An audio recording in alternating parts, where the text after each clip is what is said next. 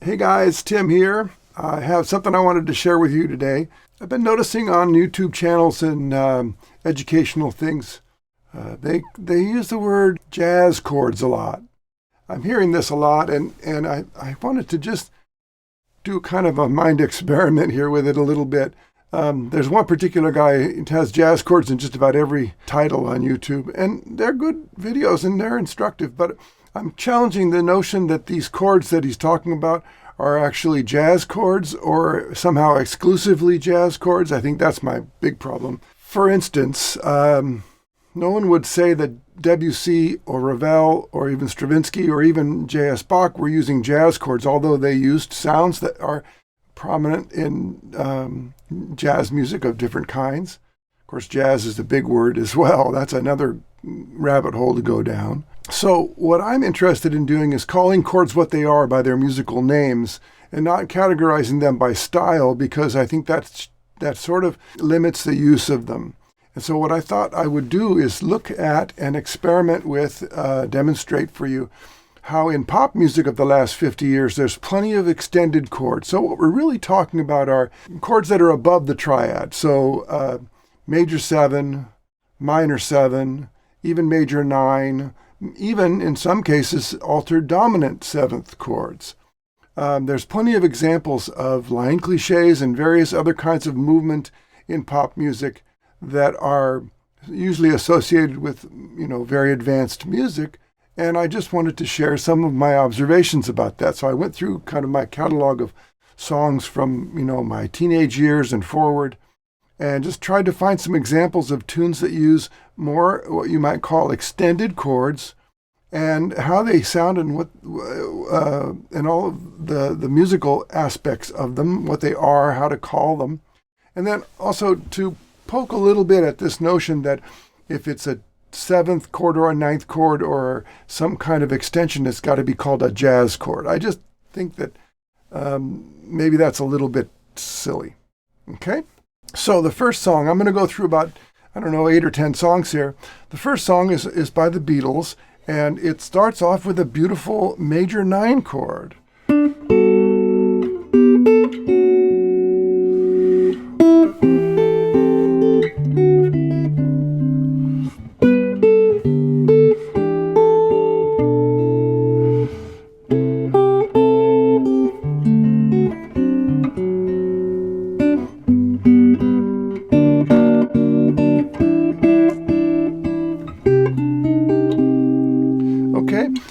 It's called I'm So Tired.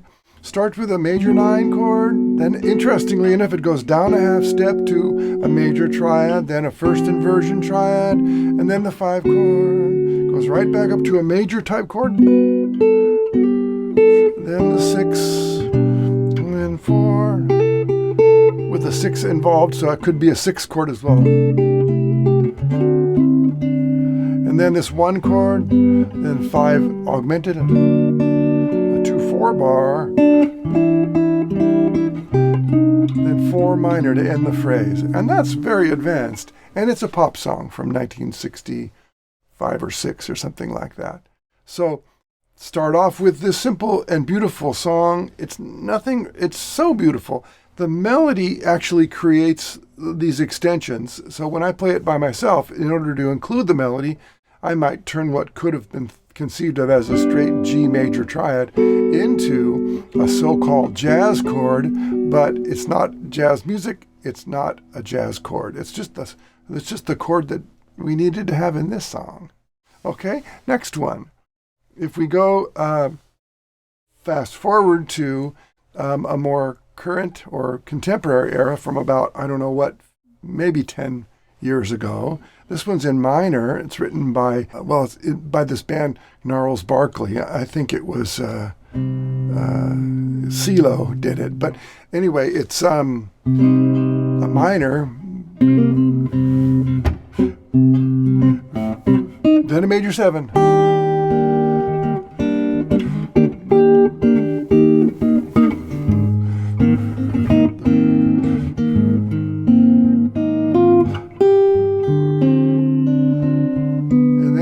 And it ends the phrase with a sus and a release. Very simple, Not too different than a lot of minor type of songs. The Thrill Is Gone, and it's got that kind of sound in it a little bit, but in a different spot. Play the Blues for You's got that sound. The Thrill Is Gone's got flat 6, not flat 3, in a minor key. But the flat 6 comes up in the A flat chord that comes in just a minute after it. Okay, so that's crazy. Major 7th chords, add 9 chords, sus chords, not jazz. Okay, now here's a really fun one that I enjoy very much, also by the Beatles.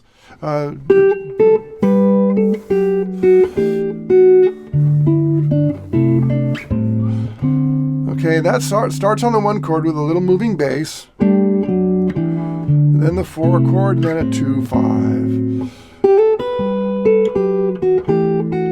And then this little interesting animal, the 1 minor.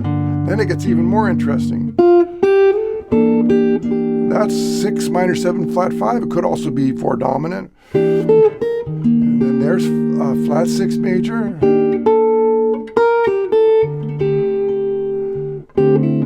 Okay. Very interesting. Not jazz. Includes some extended chords and chords that we don't usually associate with pop music. But it's there. There it is. Penny Lane. Okay, next one. Oh, I remember this one from my high school days. Cute girl named Maria Muldaur made this song, and it had a great guitar solo in it by Amos Garrett.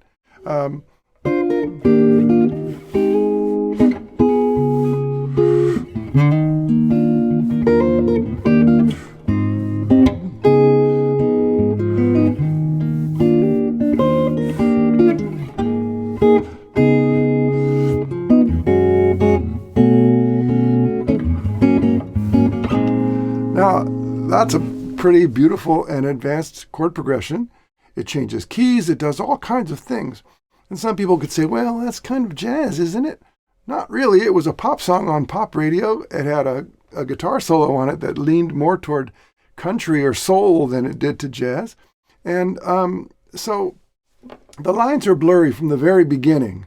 And I think in some ways in the last 20 years or so, the lines have become much, much less blurred. And I don't really think that's a good thing for us. So I guess my preach here today is that if you're a songwriter and you're trying to, figure out how to write music, or if you're a listener and you're trying to categorize in your mind what a song actually is, let those lines become blurred. Use the sounds that you need. Explore different sounds. Find out that it's nothing new to put major 7s and major 9s and sus chords and even altered dominants in a pop song. Okay, and I'm going to continue to show that.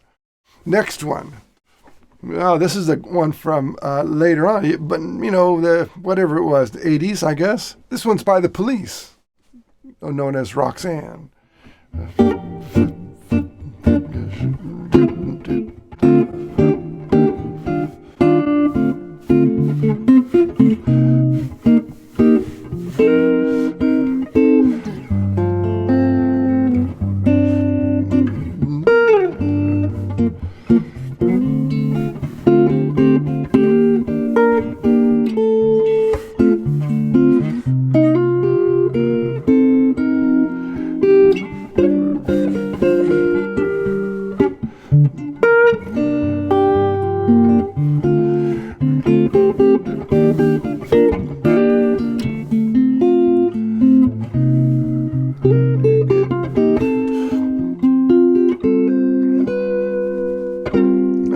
Or something. I think that's a minor chord with a suspension.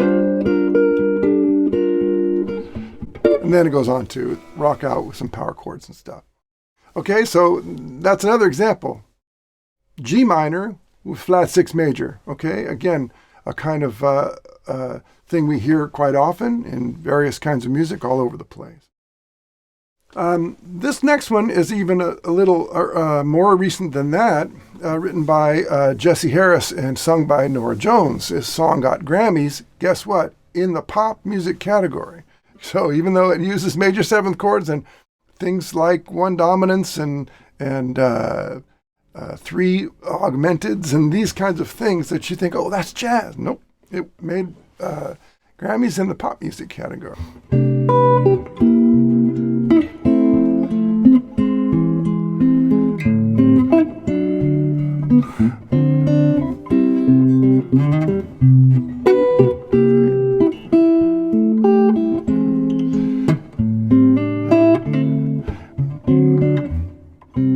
Okay, so that's another example. Beautiful sound, major 7 on the 1 chord, and then it changes immediately to dominant, which is, I think it was 5 of 4. It goes to the 4 chord, and then it goes to this beautiful E augmented triad, and then a 2-5 of the 5 chord is how that's going. And that's pretty advanced and beautiful, not jazz. So here's another one, Saving All My Love for You by Whitney Houston. It's an R&B soul ballad. It's beautiful, and it's got all kinds of so-called jazz chords in it. But you tell me, jazz or what it really is. And it also probably won a Grammy. But it's a beautiful song. Starts right on the major 7th chord.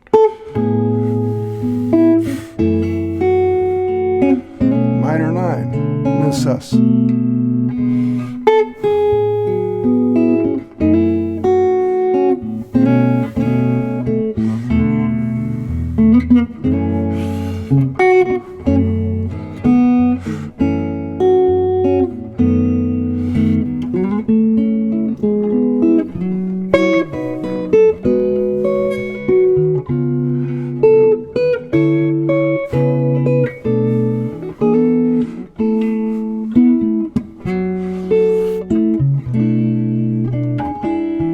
Okay, continuing on, the beautiful song by Billy Joel, and it uses, you could say, well, are those New York chords? Maybe. And a lot of these songs are written by piano players, by the way. That might be the through line here. Not all of them, but many of these songs are written by piano players who are much less afraid of these kinds of chord progressions. Guitar players tend to be a little shy about it, and I think guitar players are the ones that are tending to call these jazz chords. So I'm speaking to you guitar players, okay? So this one goes. 2-5 of 4. 6 dominant. Flat 7 dominant.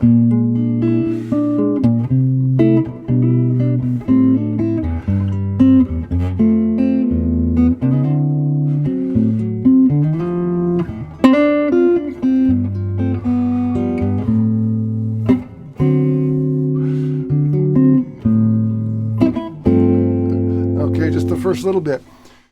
Plenty of very interesting harmony going on, lots of movement in the bass, lots of 9s and major 7s and these kinds of sounds.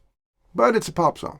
Okay. Now here's an interesting one from the 70s, I think, late 70s. Paul Simon's 50 Ways to Leave Your Lover.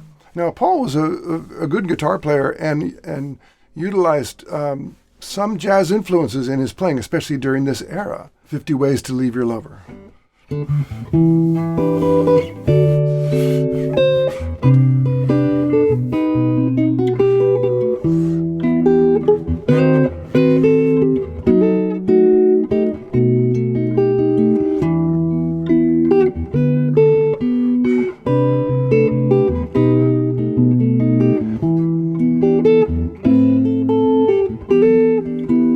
Okay, now this is interesting. E minor 7, down a whole step, not uncommon, and then major 7 here, and then an altered dominant chord with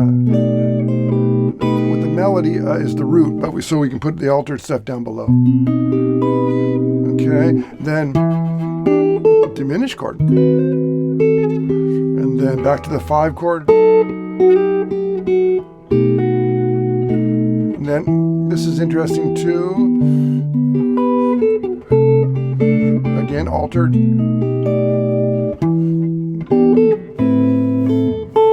4 minor. Okay. 4 minor with the 9 on top. So that's quite interesting. It goes all the way to an altered 5 chord there. Yeah, let's do one more. Here's Feels Like Making Love.